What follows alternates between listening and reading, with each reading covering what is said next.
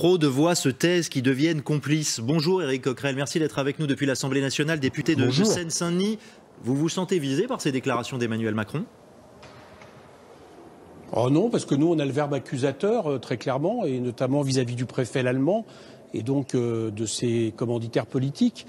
Parce que, évidemment, si on regarde ce qui s'est passé dimanche, on peut constater qu'il n'a pas anticipé, on peut même dire qu'il a organisé le désordre, et en plus de ça, il est arrivé à empêcher de manifester, qui est un droit constitutionnel.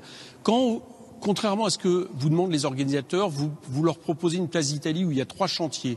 Quand vous nassez la place d'Italie, alors que vous êtes en train d'expliquer vous-même qu'il n'y a que 300 casseurs, c'est les chiffres annoncés par le préfet allemand, donc 300 casseurs. Pour quiconque connaît une manif, ça veut dire qu'à un moment donné, vous pouvez les isoler, vous pouvez faire en sorte de les couper du reste d'une manifestation, à condition bien sûr de laisser partir celle-ci. Or, tout le monde a été nassé.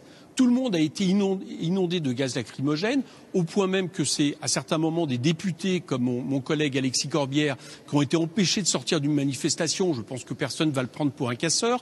Bon, donc tout a été fait en réalité pour organiser le désordre et qu'on ne parle que de ça. Donc la dernière fois qu'il y a eu un préfet qui a failli lors d'une manifestation, c'était M. Delpech, il a été démissionné.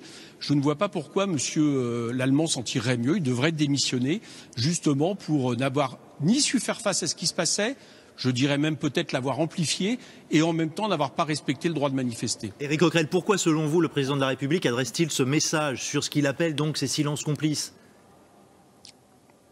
Parce que, j'allais dire que c'est des images qui l'arrangent. Vous savez, depuis le début de ce mouvement des Gilets jaunes, le gouvernement, l'État joue l'affrontement finalement, avec l'idée que des images de ce type minoreront le mouvement, dissuaderont des gens d'aller manifester. D'ailleurs, en partie, il a réussi. C'est vrai que quand vous voyez des images comme ça, vous avez des enfants, vous voulez manifester en famille, vous n'y allez pas.